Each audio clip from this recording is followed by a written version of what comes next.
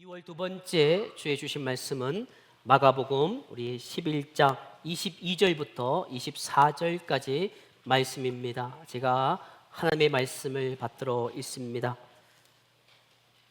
예수께서 그들에게 대답하여 이르시되 하나님을 믿으라. 내가 진실로 너에게 이르노니 누구든지 이 산들어 들리어 바다에 던져지라 하며 그 말하는 것이 이루어질 줄 믿고 마음에 의심하지 아니하면 그대로 되리라. 그러므로 내가 너희에게 말하노니 무엇이든지 기도하고 구하는 것은 받은 줄로 믿으라. 그리하면 너희에게 그대로 되리라. 아멘. 성도 여러분, 우리는 지난주 믿음 보이지 않는 것을 보는 눈이라는 제목으로 히브리서 11장 1절부터 3절까지 말씀을 통해서 믿음의 본질이 무엇인지를 함께 나누었습니다. 믿음이란 보이지 않는 하나님의 약속을 현실로 받아들이는 영적인 눈임을 깨닫는 시간이었습니다. 하지만 중요한 것은 우리의 믿음이 누구를 향하고 있는가입니다. 오늘은 그 믿음의 대상에 관한 말씀을 함께 나누려고 합니다. 우리가 살아가는 이 세상은 믿음은 아주 중요한 요소입니다. 사람들은 저마다 무언가를 믿으며 살아갑니다. 어떤 이는 자기 능력을 믿습니다. 어떤 이는 돈을 믿습니다. 또 어떤 이는 인간 관계를 믿습니다. 그러나 중요한 것은 우리가 믿어야 할 대상은 오직 하나님 한 분이십니다. 우리가 신앙생활을 하면서 가장 중요한 것이 무엇이냐? 그것은 내가 무엇을 믿느냐가 아닙니다. 자막을 보여주시면 그것은 바로 내가 누구를 믿느냐입니다. 우리 믿음은 단순한 자기 확신이 아닙니다. 긍정적인 생각이 아닙니다. 아주 오래전에 어제 유명했던 한 미국의 목사님이 긍정적인 사고로 말미암아 모든 것을 살 수 있다는 잘못된 관념이 들어왔습니다. 우리는 마치 믿음이 자기 확신으로 생각합니다. 무엇인가 할 수 있을 거야. 내가 열심히 노력하면 뭔가 되어질 거야. 내가 노력하면 모든 것이 되어질 거야. 맞는 말이지만 그러나 진정한 믿음은 아닙니다. 믿음은 자기 확신이나 긍정적인 생각이 아닙니다. 믿음은 바람을 이루는 도구가 아닙니다. 내가 뭔가를 이루기 위해서 내가 무엇을 성취하고 내가 바라는 것이 이루어지는 것이 믿음이 아닙니다. 믿음은 하나님을 향한 신뢰입니다. 예수님께서 마가복음 11장 전체를 통해서 하나님을 믿으라라고 강조해 주고 있습니다. 우리가 시간 관계상 11장 전체를 읽지 않았지만 11장 전체에는 하나님을 믿으라라고 말씀해 주고 있습니다. 여러분들이 오늘 이 자리에 계시는 가운데 제가 누군가에게 하나님을 믿으십시오, 또 누군가가 여러분에게 하나님을 믿으라고 하면 어떤 마음으로 들리십니까? 불편할 것입니다. 이미 나는 하나님을 믿고 있는데, 이미 하나님을 믿기에 오늘 이 자리에 있고 내가 열심히 살아가고 있는데 어느 날 하나님을 믿으세요라고 하면 얼마나 불편하겠습니까? 그런데 오늘 하나님은 이 예수님을 통해서 마가복음 11장 말씀을 통해서 하나님을 믿으라라고 강조하고 있습니다. 그렇다면 우리가 왜 하나님을 믿어야 하며 하나님을 믿는다는 것이 도대체 어떤 의미가 있을까요? 오늘 본문 말씀을 통해서 함께 살펴보겠습니다. 자, 그런데 중요한 것은 본문을 이해하기 위해서는 이 아주 짧은 3절 말씀을 가지고는 이해할 수가 없습니다. 본문 말씀을 이해하기 위해서는 본문의 배경인 마가복음 11장을 살펴보아야 합니다. 본문의 배경을 보면 예수님께서 예루살렘으로 입성하십니다. 그동안 마가복음 10장까지는 마태, 마가, 누가, 요한, 사복음서를 통해서 예수님이 이 땅에 태어나시고 그리고 그가 살아갔던 모든 그 짧은 생애 가운데 33년의 인생을 사시면서 공생의 기간 동안 대부분 모든 집중되는 사역에 그 모든 것은 예루살렘 입성 후의 일이지만, 그러나 그 전의 사건은 가난하고 소외되고 약한 이들을 찾아가셨습니다. 그리고 예루살렘 입성 후에 제일 먼저 하신 일은 성전으로 가시는 거였습니다. 그리고 그 다음 날 우리 주님은 배가 고프셔서 무화과 나무를 찾아갔습니다. 근데 그 무화과 나무가 잎사귀만 무성하고 열매가 없었습니다. 예수님은 14절 말씀에서 그 나무를 향해 이렇게 말씀해 주고 있습니다. 이제부터 영원토록 사람이 내게서 열매를 따먹지 못하리라. 어쩌면 저주의 말씀이지요. 성도 여러분, 이 사건은 단순한 주님이 명령함으로 그 잎사귀가 마르고 뿌리채까지 말랐던 단순한 기적 사건이 아닙니다. 이것은 믿음과 관련된 아주 중요한 영적인 교훈을 알려주고 있습니다. 열매 없는 무화과 나무는 형식적인 신앙을 의미합니다. 그리고 그 당시에 이스라엘 백성들을 의미했던 것입니다. 예수님 당시의 유대 종교 지도자들은 겉으로는 신앙이 아주 좋은 것처럼 보였습니다. 주님께서 그들을 향해서 아주 심한 말을 했지요. 독사의 자식들아, 해칠한 무덤 같은 사람들아. 그들은 하나님을 잘 믿는 것처럼 보였습니다. 그래서 율법책을 달달 외우고, 그러나 주님은 그들의 믿음이 형식적이었다라고 말씀해주고 있습니다. 실상은 하나님을 향한 믿음이 아니었던 것입니다. 그 믿음은 자기를 향한 믿음이었지 진정한 믿음의 대상인 하나님이 아니었던 것입니다. 성도 여러분, 오늘날 어쩌면 우리도 그런 상황에 있을 수도 있습니다. 우리도 마찬가지입니다. 우리 역시 신앙생활 하면서 형식적인 것에 매달릴 때가 많습니다. 주일날 모두가 나와서 예배드립니다. 말씀을 나눕니다. 기도합니다. 성경을 읽습니다. 정말 힘든 상황 속에서 지난 한 주 우리가 놀고 살았던 것 아니지 않습니까?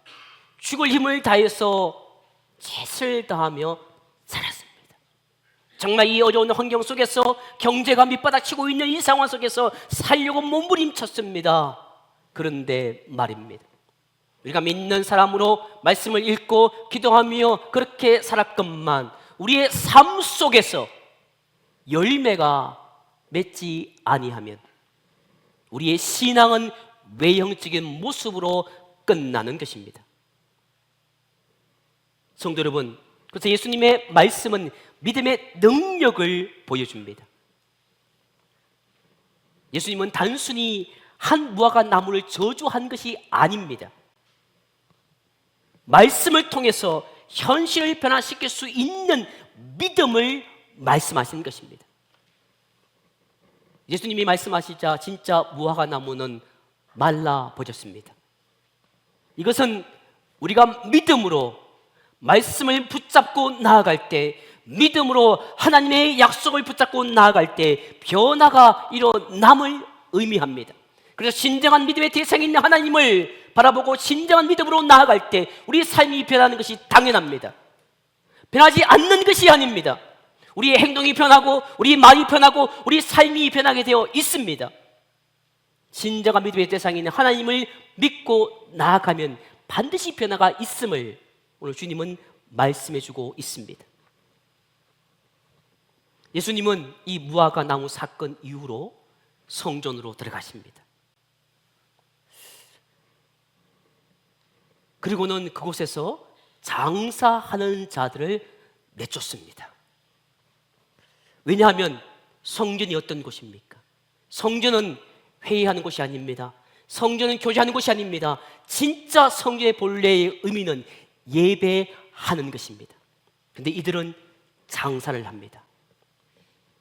사람들은 예배하는 장소가 아닌 장사하는 장소로 성전을 변절시켰습니다. 성도 여러분, 이 사건이 도대체 믿음과 무슨 관련이 있기에 22절부터 나오는 하나님을 믿으라는 그 믿음과 도대체 어떤 관련이 있기에 주님은 이 성전 청결 사건을 중간에 가지고 왔을까요? 어떤 의도가 있을까요? 도대체 믿음이 무엇이길래, 도대체 하나님 믿는다는 것이 무엇이길래 이 성전 청결 사건을 주님께서 말씀을 하신 것일까요? 그것은 믿음의 대상이 잘못되었다라는 것입니다. 믿음의 대상이 잘못될 수도 있다는 의미입니다. 보십시오. 성전에서 장사하는 사람들은 종교적인 외형을 갖고 있었습니다. 그곳에 오는 모든 사람들은 하나님을 믿는 사람들이었습니다. 한 분도 예외 없이 하나님을 믿는다고 자부했던 외형적인 형식을 가지고 있었던 사람입니다. 그런데 그들의 믿음은 하나님이 아니었습니다. 그들의 믿음은 돈과 자기 이익을 향하고 있었습니다. 믿음의 대상이 잘못된 것입니다. 제가 오늘 할 말씀을 선포합니다. 여러분이 주의 말씀을 듣고 앉아 있습니다. 각자의 신앙의 길을 걸어갑니다. 그러나 우리에게도 믿음의 대상이 잘못될 수 있다는 것입니다. 우리 역시 신앙생활을 하면서 믿음의 대상을 잘못 두고 살 때가 있습니다.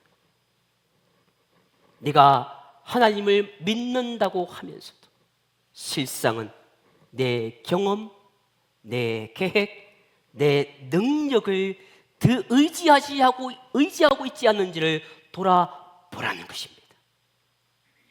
하나님을 의지하고 살아가는지, 하나님 믿고 살아가는지, 아니면 내 경험과 내 환경을 더 의지하고 있지 않은지를 돌아보라는 말씀입니다.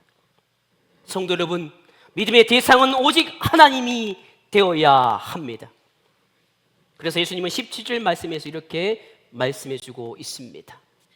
내 집은 만민이 기도하는 집이라 칭함을 받으리라고 하지 아니하였느냐?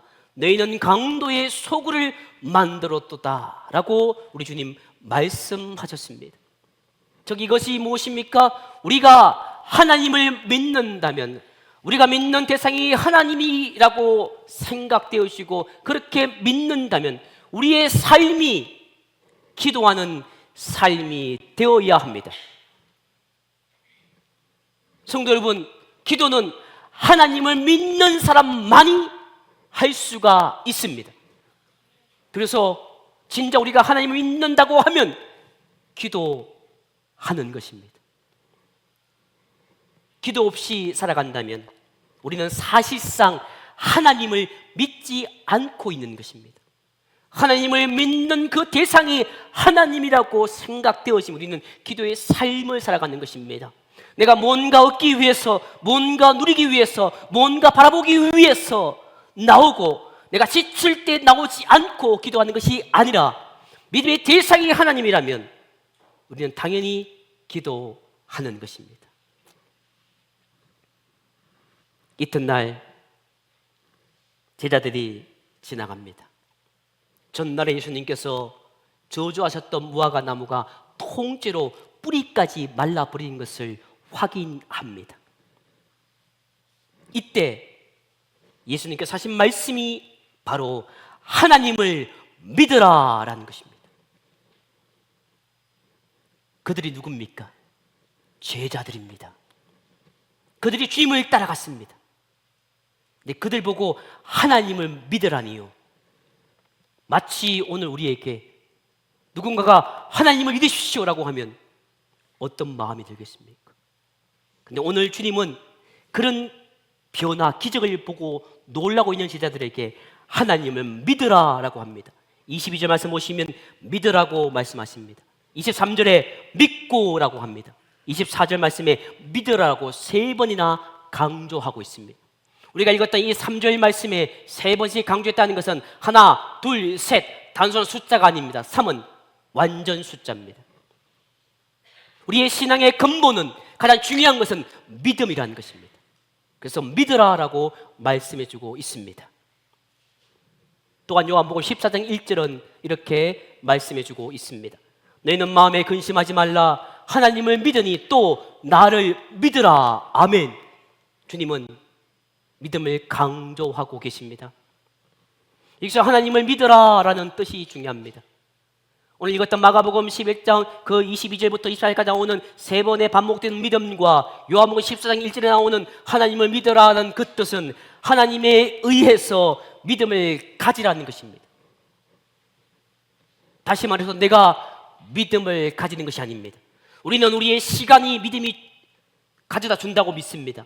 내 직분이 있기 때문에 내가 믿음이 있다고 생각되어집니다. 내 경험이 나에게 믿음을 준다고 생각합니다. 그러나 그것이 아니라는 것이지요.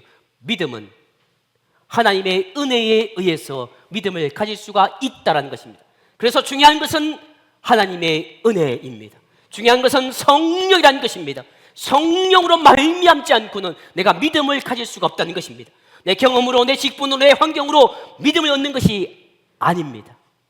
믿음은 하나님의 은혜로 의해서 주어지는 것입니다. 그러니까 중요한 것은 내 안에 믿음이 있느냐 없느냐는 하나님의 은혜가 있느냐 없느냐, 내 안에 믿음이 있다는 것은 내 안에 성령이 있다는 것을 말씀해 주고 있습니다. 성도 여러분, 그러나 우리는 우리의 믿음이 자신의 바람과 욕망을 이루는 수단으로 어쩌면 믿음을 이용하고 있을 수도 있다는 것입니다. 그래서는 안 되는 것입니다. 믿음은 나의 바람과 욕망을 이루는 수단이 되어서는 안 됩니다. 그런데 많은 사람들은 믿음을 자기 중심적으로 이해합니다. 성도 여러분, 믿음은 하나님의 성품과 능력 위에 세워져야 하는 것입니다. 그래서 성경은 말씀해 주고 있지요. 바다 위에 지은 집은 바람이 불어도 물에 의해서 넘어진다라고 주님 말씀해 주고 있던 것처럼 믿음이 내 시간으로 말미암아 그 믿음으로 되어진다는 것은 내 직분으로, 내 환경으로, 내 어떤 경험으로, 믿음으로 그것이 지어진다면 우리는 조그만 바람에도 넘어집니다. 그러나 말입니다, 하나님의 능력과 하나님의 성품 위에 지은 그 믿음은 흔들릴 수가 없다는 것입니다. 왜냐고요? 그 근간이 하나님의 능력이기 때문입니다. 그 근간이 하나님을 바라보는 성품이기 때문이지요. 우리는 그래서 지난주 말씀드렸던 것처럼 믿음이 흔들려서는 안 되는 것입니다. 믿음이 불안해서도 안 되는 것입니다. 그것은 내 경험과 내 환경에 의해서 믿음으로 주어졌기 때문에 흔들리는 것이지. 믿음은 하나님의 능력과 성품 위에 믿음이 세워져야 됨을 오늘 주님은 말씀해 주고 있습니다. 예수님은 이어서 말씀합니다. 믿음이 얼마나 강력한 능력이 있는지를 23절에서 이렇게 말씀해 주고 있습니다. 누구든지 이 산들어 들리어 바다에 던져지라 하여 그 말하는 것이 이루어질 줄 믿고 마음에 의심하지 않으면 그대로 되리라. 아멘. 예수님은 그 믿음의 능력이 실제적으로 나의 삶을 변화시킬 수 있음을 강조하는 것입니다. 여기서 산은 인생의 문제와 장애물을 상징합니다. 50대 후반의 인생을 살아가는 저는 초등학교, 중학교, 고등학교 때의 그 장애물과 문제가 그때는 정말 힘들었다고 생각했습니다. 정말 그때는 내 인생의 장애물과 문제가 힘들었는데 내가 나이 들고 좀 연륜이 쌓여지면 모든 인생의 문제와 장애물이 약해지고 많이 없을 것이라고 생각했는데 신기하게도 살면 살수록 더 많은 인생의 문제와 더 많은 장애물이 나에게 놓여져 있습니다. 왜 그런 줄 아십니까? 하나님이 손수 우리에게 가져다 주신 것입니다. 나는 인생을 살면서 내 인생의 문제와 장애물이 없어지기를 원하겠지만 하나님은 아닙니다. 내가 살면 살수록, 믿음을 가지면 가질수록, 기도가 몸부림치면 칠수록 하나님은 나에게 인생의 문제와 장애물을 손수 가져다 놓으십니다. 왜냐고요? 여러분이 미워서가 아닙니다. 여러분이 바른 믿음의 길을 걸어가도록 수많은 장애물을 이기고 마지막에 하나님을 만나서 성령의 면류관을 얻기 위해서 하나님은 직접 우리에게 장애물과 문제를 산처럼 쌓아 놓으십니다.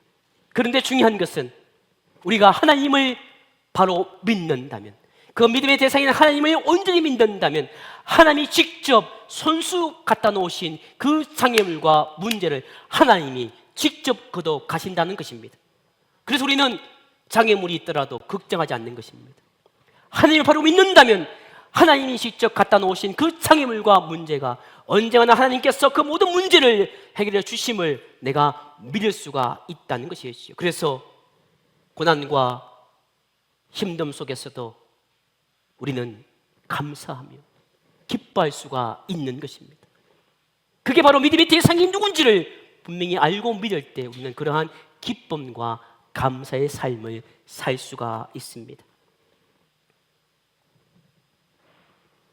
의심하지 말라라는 단어가 참 중요한 의미를 가집니다. 이것은 헬라어 단어가 디아크리노마이라는 단어입니다.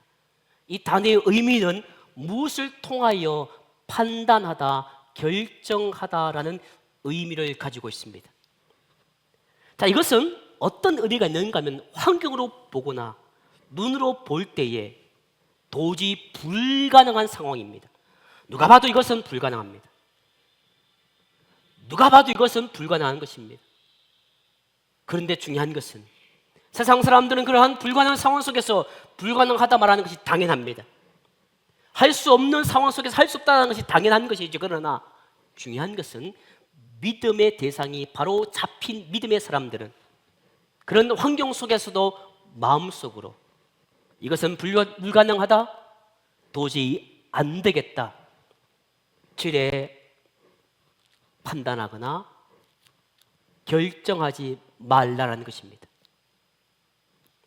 왜냐하면 우리의 생각과 하나님의 생각은 다르기 때문입니다. 우리는 당연히 그 사실이 지금 보면 불가능해, 도저히 할 수 없어, 아니 어떻게 이 문제가 해결되어지겠어, 누가 봐도 이것은 할 수가 없어, 이건 문제가 많은 거야. 그러나 하나님을 바로 믿는 사람은 그러한 문제와 그런 상황 속에서 미리 결정하고 판단하지 말라라는 것입니다. 그렇습니다. 의심하지 말라는 것은 내 생각대로, 내 결정대로 판단하지 말라는 것입니다. 아무리 신앙적 경험이 깊어도 내 생각대로 하면 안 되는 것입니다. 그러므로 우리 성도들에게 있어서 의심은 건물입니다. 의심하기 시작하면 되는 것이 없습니다. 성도 여러분, 잘 되게 하시는 하나님을 믿고 의심하지 마시기를 축복합니다. 그리고 내 안에 계시는 성령의 능력을 신뢰하십시오. 하나님은 나를 고통에서 건져주시고 위기를 기회로 바꿔주시는 분입니다. 그분이 하나님이십니다. 예수님께서 그래서 24절 말씀에 이렇게 말씀해 주고 있습니다. 기도하고 구하는 것은 받은 줄로 믿으라. 아멘. 믿음은 단순한 희망이 아닙니다. 우리 아이들이 잘 될 거야, 우리 이번에 내 아들, 내 딸 좋은 데 갈 거야, 잘 될 거야, 그게 믿음 아닙니다. 믿음은 희망이 아닙니다. 그래서 그 희망 가지고 있는데 문제가 해결되지 않습니다. 대학에 붙지 않고 직장에 취업되지 않고 삶의 모든 문제가 그대로 있습니다. 우리는 흔들립니다. 그래서 믿음은 희망이 아닙니다. 이미 받은 줄로 믿는 것이 참된 믿음인 것입니다. 그래서 그리 아니하실지라도, 내가 기도했는데 그것이 이루어지지 않더라도 이미 받은 줄로 믿고, 그래서 항상 믿는 사람은 감사하는 것입니다. 항상 기뻐하는 것입니다. 항상 받은 줄로 믿고 나아가는 것이 참된 믿음의 대상인 하나님을 믿는 믿음인 것입니다. 기도할 때 우리는 눈앞에 보이는 현실이 보이지 않게 됩니다. 그래서 기도함으로 말미암아 하나님이 응답하신 것을 믿고 나아가는 것입니다. 우리의 믿음이 하나님을 향해 있을 때 하나님께서 나의 기도를 응답해 주십니다. 성도 여러분, 그런데 여러분들 이 말씀을 단순히 내가 원하는 것을 믿기만 하면 이루어진다라고 이해하시면 안 됩니다. 그러면 시험 될 때가 참 많습니다. 이 말씀은 참된 믿음의 기도는 하나님과의 신뢰 관계에서 나오는 것입니다. 기도는 나의 뜻을 관철시키는 도구가 아니기 때문입니다. 하나님의 뜻을 이루는 과정인 것입니다. 하나님과의 관계의 신뢰가 다 있습니다. 내가 기도하는 모든 것이 지금 난 예수로 응답되지 않더라도 우리는 믿음으로 기도할 수가 있다라는 것입니다. 하나님을 믿고 하나님께 나의 삶을 맡길 때 우리는 하나님의 뜻을 구하며 기도하게 됩니다. 그리고 하나님의 뜻 안에서 응답을 경험하게 됩니다. 우리는 기도를 통해서 하나님과의 신뢰 관계를 더욱 깊어가게 되는 것입니다. 그래서 하나님과 기도할 때에, 하나님을 믿고 기도할 때 우리의 시선이 문제나 환경이 아니라 하나님께로 향해 가는 것입니다. 그래서 믿음의 기도는 나를 하나님께 더 가까이 하게 하는 것입니다. 하나님의 뜻을 이루는 도구가 되는 것입니다. 성도 여러분, 우리가 살아가는 동안 믿음을 가질 대상은 오직 하나님 한 분뿐이십니다. 하나님은 실실하시며 하나님의 말씀은 변함이 없으십니다. 우리의 신앙이 형식적인 모습을 갖추고 있지 않은 일은 돌아봐야 합니다. 기도하는 삶을 통해서 진정 내가 믿음의 대상인 하나님을 향해서 살아가고 있는지 그 믿음을 기도를 통해서 실천해야 하는 것입니다.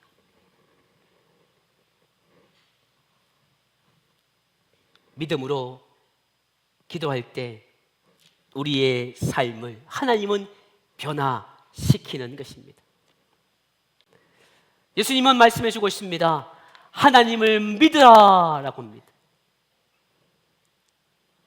믿음의 대상이 명확해질 때에 우리는 세상의 어떤 상황 속에서도 흔들리지 않는 삶을 살 수가 있습니다. 하나님은 우리에게 말씀을 주셨습니다.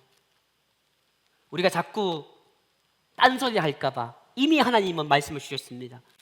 이 말씀에 십자가를 따라오는 그 길이 축복의 길이라고 말씀하지 않으셨습니다.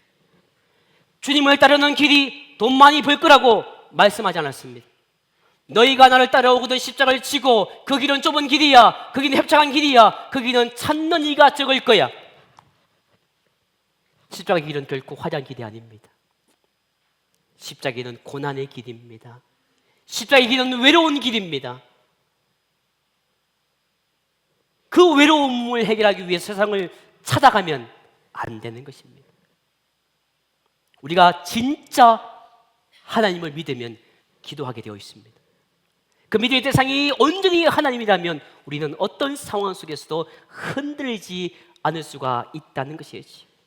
그렇습니다. 우리가 믿음의 대상인 오직 하나님을 전적으로 신뢰하며 나아갈 때 비로소 하나님께서 나의 믿음대로 역사하실 것임을 믿으시기 바랍니다.